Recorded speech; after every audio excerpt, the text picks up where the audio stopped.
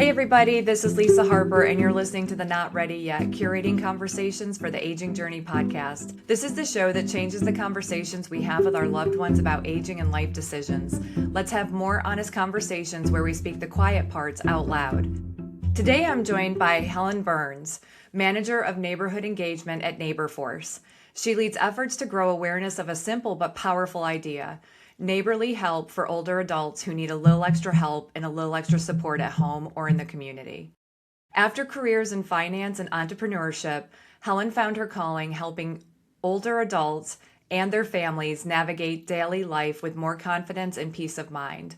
We're diving into what families should know about using flexible support, whether it's occasional help, companionship, or a reliable backup plan when life gets busy. Helen, thank you so much for being here today. Welcome to the podcast. Thank you so much for having me. It's a pleasure to be here. I always like to start with people's why. What brought you to Naborforce, and why is this the place that you find your passion?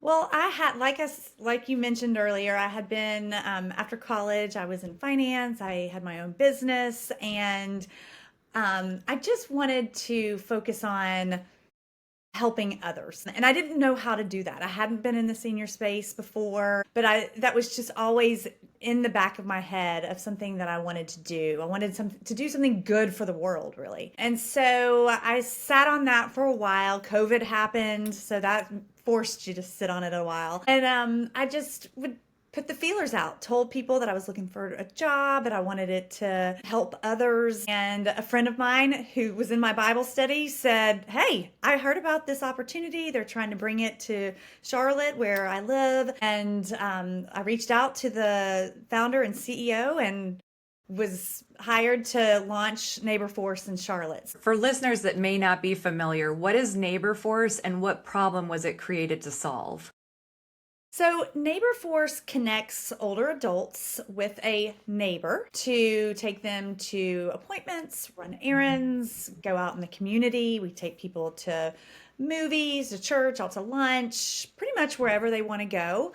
We also help in the home with light housekeeping. We'll do meal prep. We'll do special projects like cleaning out a closet and taking some clothes to Goodwill, or addressing envelopes, just those little things that you might need an extra set of hands for. And we really start between full independence and needing more specialized care. So we fill that gap. We can help along the entire care continuum. So I hesitate a little bit when I say, we fill that gap, because we work hand in hand with all other kinds of resources. We work with senior living communities, independent living communities, with home care, with home health care. So we work with all different kinds of resources to kind of complement someone's experience. So we don't do any sort of personal care, no nursing care.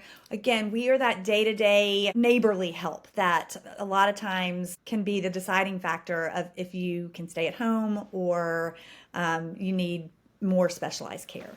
What's that line between home care and medical care, skilled care?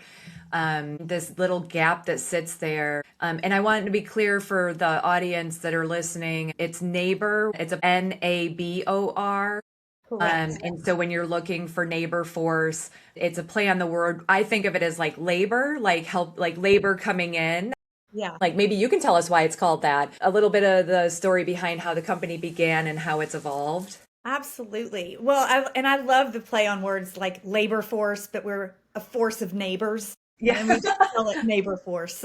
Yeah. So that was our founder, who was very, very skilled at marketing. She and the beginning people came up with that name, which was, I think, very clever. Yeah, I'd love to tell you the origination story. So Naborforce started out of necessity, really. Our founder, Paige Wilson, her mother had fallen and broken her hip. This was years ago. Paige needed some extra help. Her mother didn't need home care. She just needed an extra Paige. And Paige, she had a career, she had a teenage daughter, she was widowed, so she didn't have that extra spousal support.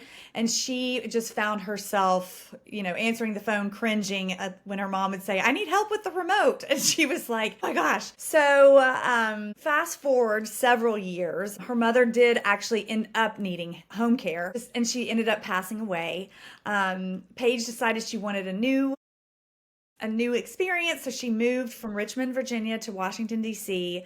and decided the way she wanted to get connected was doing Meals on Wheels. And Meals on Wheels is a very established resource for all ages, really, but to help provide wholesome meals. And they have volunteers that deliver those meals.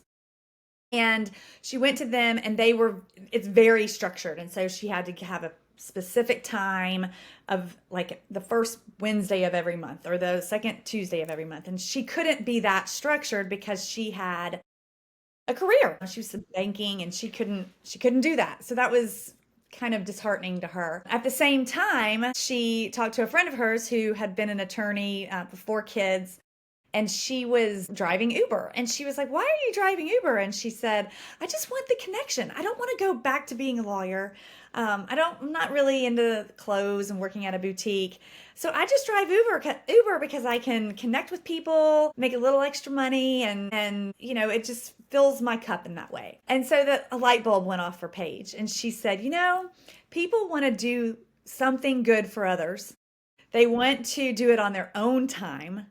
And they want that connection. And so that's how she got the brainchild for Naborforce. And that's basically what we do. Our neighbors are community-minded people.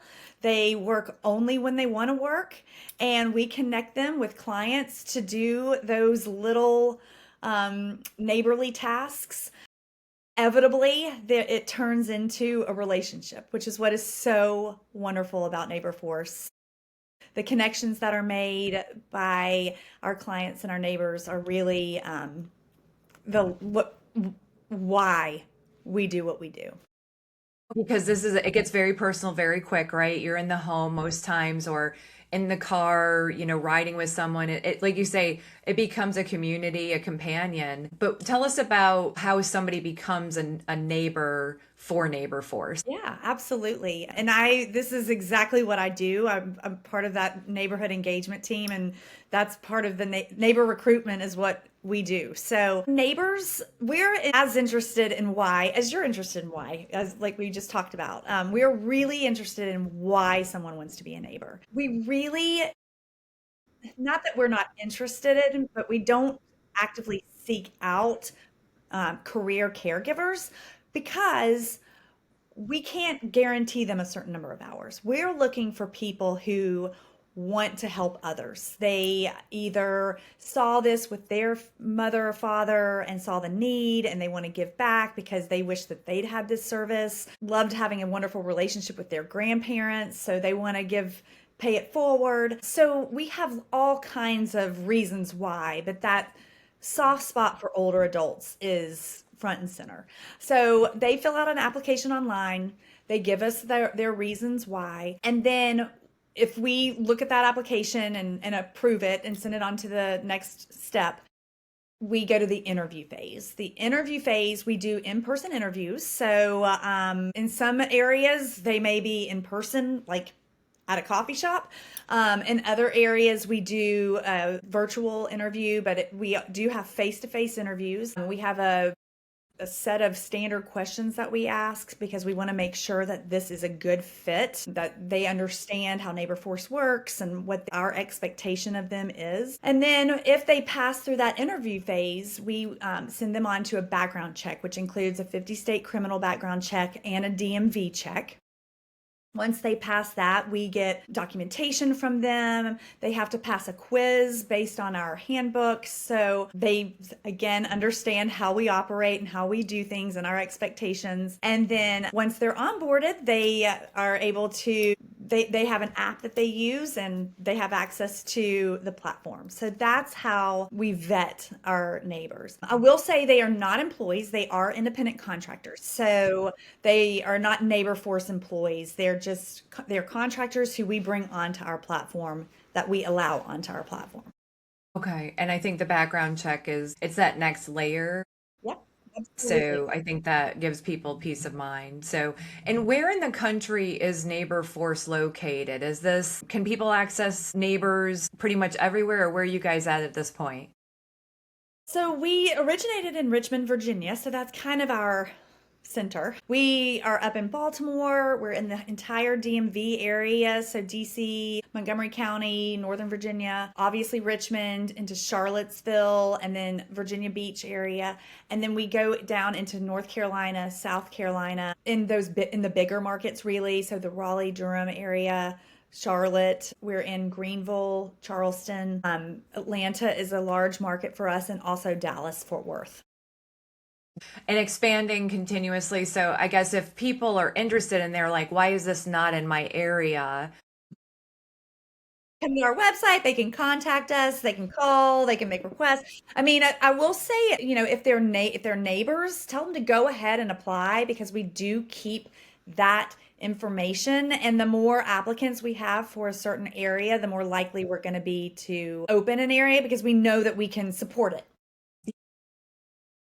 We also have a zip code finder on our website. So if a lot of times people need something right now. So if we're not in your area, I mean, we really wish we were, and we're growing, but they can check the zip code finder to find out if we're there, or if we're close.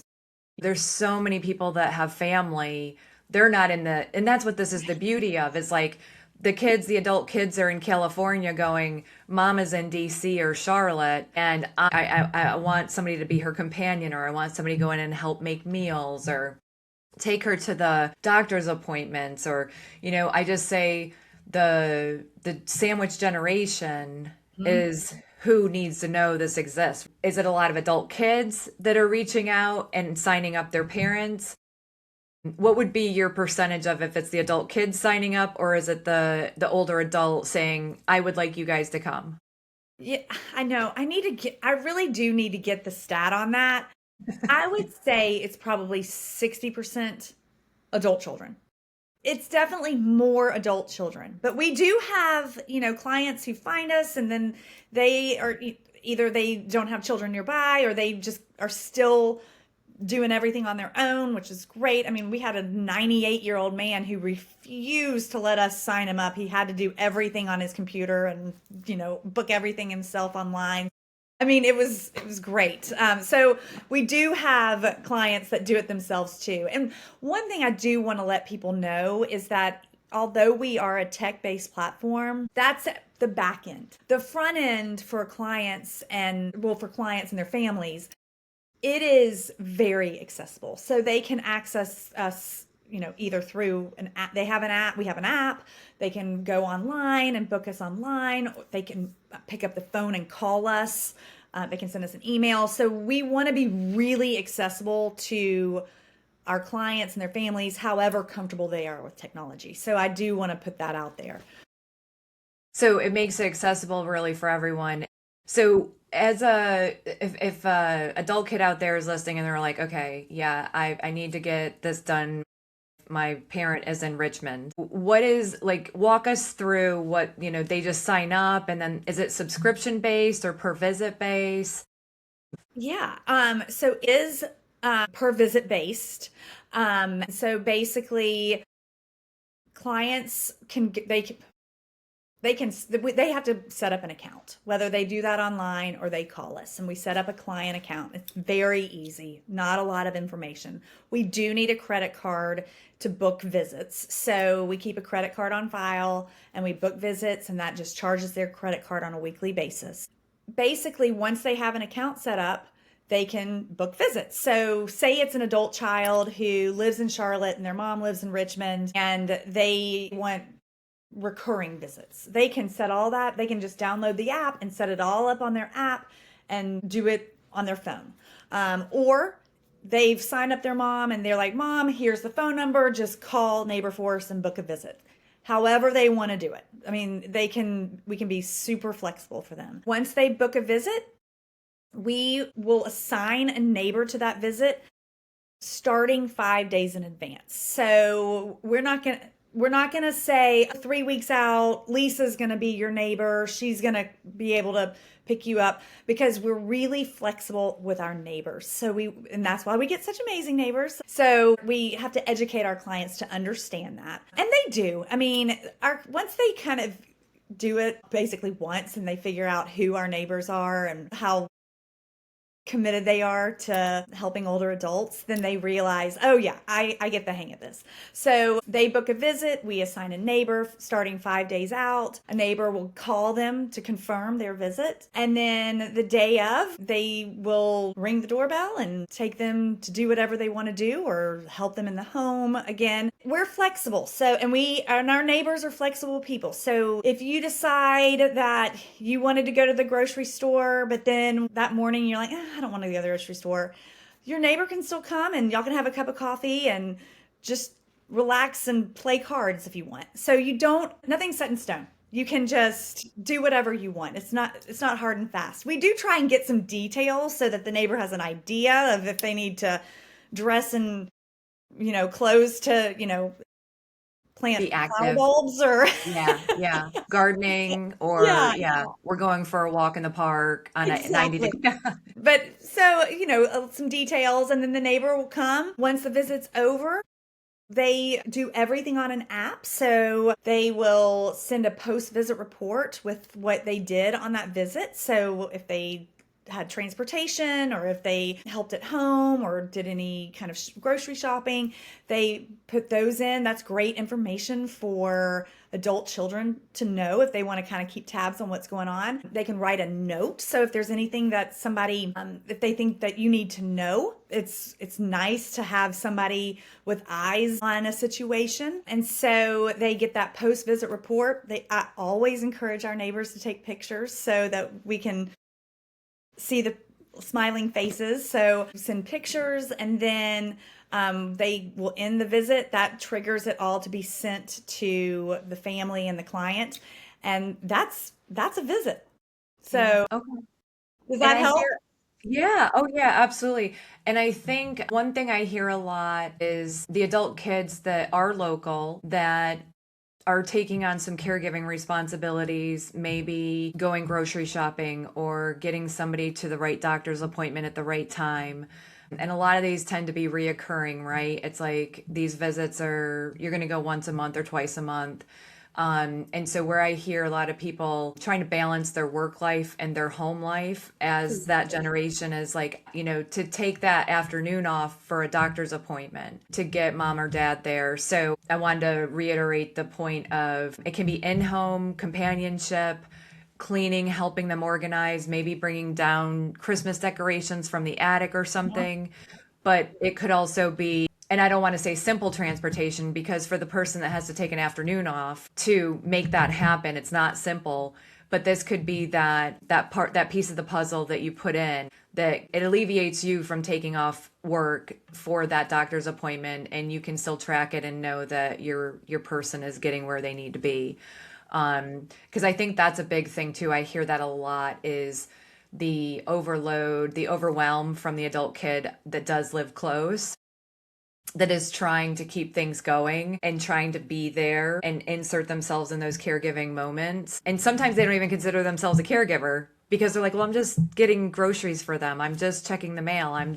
But it's like, this is the start of it. This is where the caregiving snowball occurs. We've done focus groups and had conversations with, not always, but primarily women, and women in the workforce, and women that have extensive careers. And typically those are the ones who have been in their career for a long time, maybe even pretty high up in a company, and they're having to leave that career or minimize it to go and help with a loved one, when really, there are resources out there like Naborforce who can take that strain off. And then On the weekends, you don't have to worry about that kind of stuff. You can go and visit with your mom and dad, and we've taken them to the grocery store and let them spend 30 minutes picking out their produce. Yeah. These roles that we play, when you're a caregiver, that gets blurred completely. Right. And so I think that that's an important thing to say, hey, there are people that can support, during the week, and let them. I'm a Mel Robbins fan and I just dropped that. Let them maintain the roles of who we are too, because when that gets blurred, it gets really confusing and overwhelming. Yeah.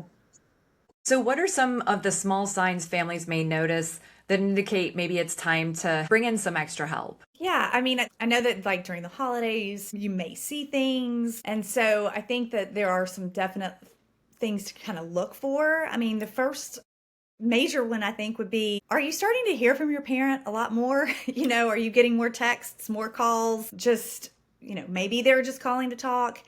Maybe they're lonely. Maybe I was they're, just going to say, yeah, the loneliness factor. yeah, absolutely. And I have lots of things to say about that. I'll get to that. Or maybe like in Paige's situation, maybe they need help with the remote. The technology's an issue.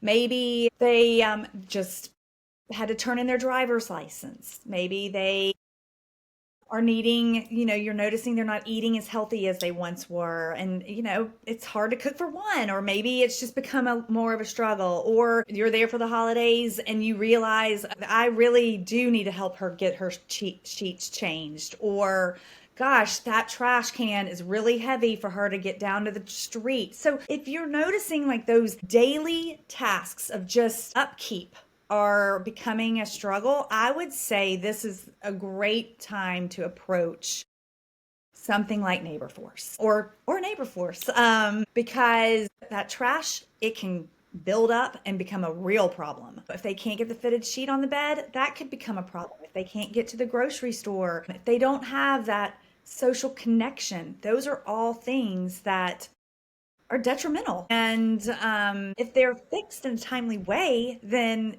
it could really help them live where they want and how they want for a lot longer. Because everybody wants to stay at home. That's everyone's answer, of course, Yeah. right? Yeah. Or where they want to be.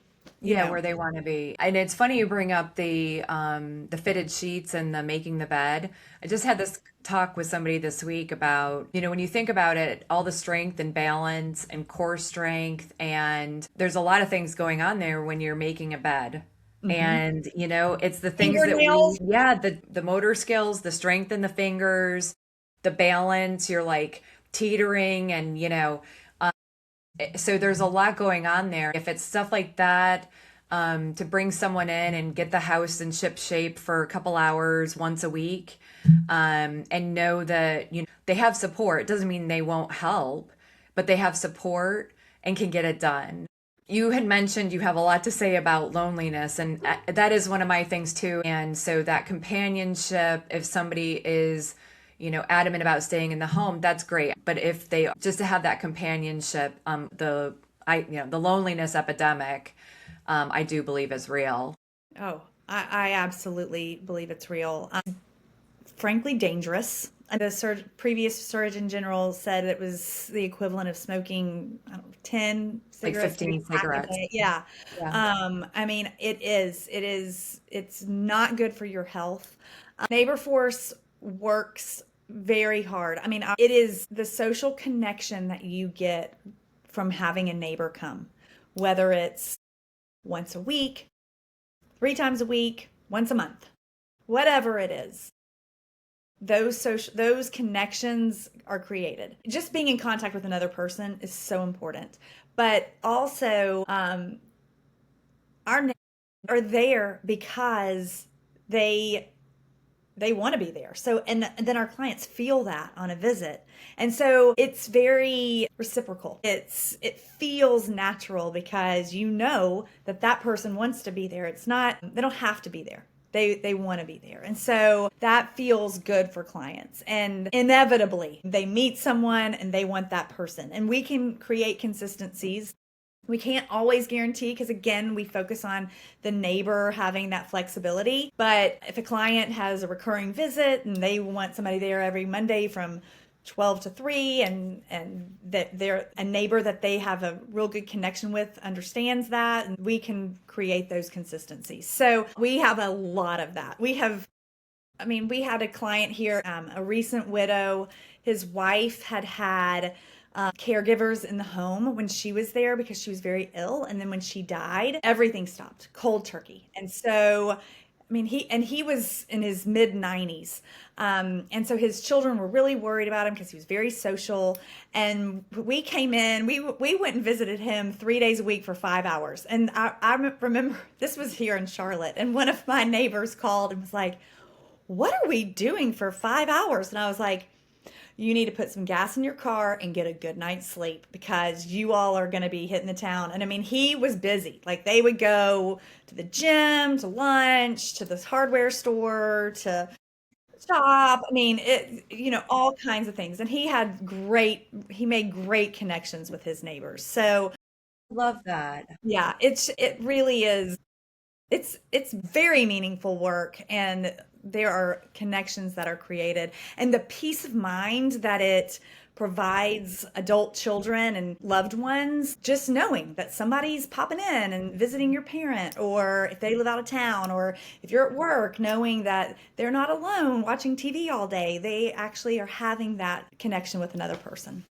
Yeah, and I just had an aha there. A lot of times you can hire people to come in, but they may not necessarily want to be there. And you can feel that as a human, like that energy. So to have that automatic interest and energy level of trying to engage, wanting to engage, being creative about how to engage. Now, with your example, he's ready to go. Some may not be so. They Right? may be a little bit more reserved, but the neighbor their interest is to get them engaged and having interaction, right? Yeah, And that's the exactly. stimulation. We can't fake that. Like, we can't, these people are volunteering saying, I want to do this. So yeah, the engagement I think is so important. Like you say, the loneliness thing, it gets me in my heart. I think that's a huge gap that you guys fill for sure. Yeah. Are there any concerns or things that you hear when people are kind of vetting neighbor force? One of the things that I've seen that is also heartbreaking, and I just wrote a blog about this, so your listeners can look on our webpage and read the blog. People don't seem to know, they don't seem to be aware of the resources that are out there, whether it's Naborforce, whether it's a placement advisor, whether it's home care, or the difference between home health care and home care. Or certified aging in place specialists. The list goes on and on and on about the resources that are available for older adults. I feel like what is sad to me is that people just, they don't want to have this conversation.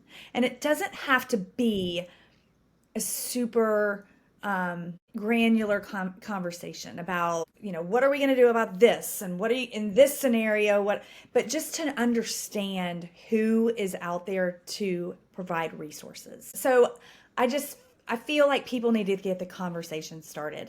It sometimes feels like this conversation can be taboo, and so if we can talk about it and let people know that it's not a necessarily sad thing. It is a part of life. It's a time of life. You graduate from high school and you go out into the world, so you prepare for that. You prepare if you have children. You prepare for retirement. We need to get prepared for this, and talk about the options that are available, what you want, and because it should just be another phase of life, not a negative. And so there are a lot of ways to live fully in this time of your life. And that's what Naborforce is trying to do. We're trying to help people do that. So anyway, that's my soapbox. But I'm kind of feeling like people don't understand that there are resources. Yeah. The podcast is to arm people with information and go, what is out there, so that I can start a conversation with my parent before there's an urgent crisis. Because once you're in urgent crisis, your options are very minimal. And it's usually going, I call it the have to or the want to. And we're living so much longer. Like, you want that quality of life too, right? Mm-hmm. These conversations are new and they feel new. And I do believe it because like you say, people, when we get into the aging conversations, if it's not anti-aging and how do I get rid of wrinkles, people are just, they don't know what to say. And I'm like, we are all aging and we must accept it and we can have dialogue on it. And there can be beautiful conversations and we don't have to shut down conversations. And so I love what you just said. I 100% agree. And that's hopefully people now knowing that there's this interim of support. So there are resources. 100%. I agree. Is there anything else, Helen, that you want to make sure is said before we wrap up? We're trying to create awareness about what we do. It may not be the right timing, which is absolutely fine, but just knowing about us and having us in your back pocket for if and when you do need us, then that's what I'm trying to do. We've discovered that we can just walk alongside through that whole continuum. Where we start is between that full independence and needing, if they do ever need that care, that more specialized care. And so, like I said, rides to appointments, just the day-to-day type of tasks at home. Now, we can work alongside home care and we can work alongside home health care. Same thing with communities. We go to a lot of communities and visit with people in assisted living, memory care, even skilled nursing. We go all the way up through hospice. So it's just walking that walk alongside someone, if they're in hospice or well, I have a story about that. I mean, one of our clients here was under hospice care at home. She just needed somebody to come over once a week to help her change her sheets, help fix a meal, just an hour a day. But that was a big help for her while she was in this stage of her journey. So, And that was a great way to differentiate the different ways. So, yeah. Well, Helen, before we go, it's time for our ready or not lightning round. Gosh. There's no overthinking. It's just your Okay. first instinct and just a Okay. handful of questions. It's fun. Okay. I think it's fun. Okay. If you had a choice, would you have a front porch or a back deck? Back deck. Okay, great. Yeah. So insider language, what's one phrase or piece of industry jargon that people outside your field wouldn't understand? And what does it really mean? Well, I'm going to say care manager because care to me that was a light bulb that went off that there are people, care managers who are basically the quarterback for this whole experience. And they they have all kinds of resources that they know about. And so if a family decides that they want to hire a care manager, they get them in touch with all these resources. They provide advocacy with doctors and hospital systems, insurance. So they walk that walk with you, and they are specialists. A great one. No, a great one. Yeah, care manager. I don't know if a lot of people understand what that is and know they exist. Yeah. I didn't even know what it was. So I love that. Yeah. That's a good one. The last question is 55. Every listener did just one thing at the age 55 to make life easier at 75. In your perspective, what would it be? Throw everything away. Declutter now. Declutter now. Okay. Declutter now. Yeah. Go through your things. But I get it. Yeah. I mean, our stuff, right? It's a lot. I heard one of my previous guests, she said, pretend you're moving now. Yeah. Live in your home like you're getting ready to move. Yeah. Well, those are small questions that I love to ask because I always think that it's the small decisions, right, that shape how we experience the later chapters of life. All this starts with one small action, one small question, and one intentional conversation, which hopefully maybe knowing about Naborforce today has opened up something for you. Ask, is this something that my parents would want me to bring in, or my aging loved one? It could be grandparent, And so whoever that is, maybe this helps you identify a service that's out there that you didn't know, a resource that's available. So, well, Helen, I just want to thank you again for being here today. We got to get those quiet thoughts out. So I appreciate your time today. Thank you so much for being here. Thank you so much for having me. It was a pleasure. Thanks for joining me on Not Ready Yet, curating conversations for the aging journey. If something in this episode gave you clarity or the courage to start an important conversation, or offered a new way to look at things, I hope you'll share it with someone who might need the same encouragement. Remember, navigating aging isn't something we have to do alone or in crisis. With love, logic, and the right tools, we can face what's next with confidence and connection. Be sure to follow or subscribe so you never miss an episode. And if you're feeling generous, leave a review. It helps others find the show. And just a quick note, the information shared on this podcast is for educational and informational purposes only. It is not intended as a substitute for medical, psychiatric, legal, or other professional advice. Always consult a qualified professional for guidance tailored to your unique situation. This is Lisa Harper, and I'll see you in the next episode. Bye for now.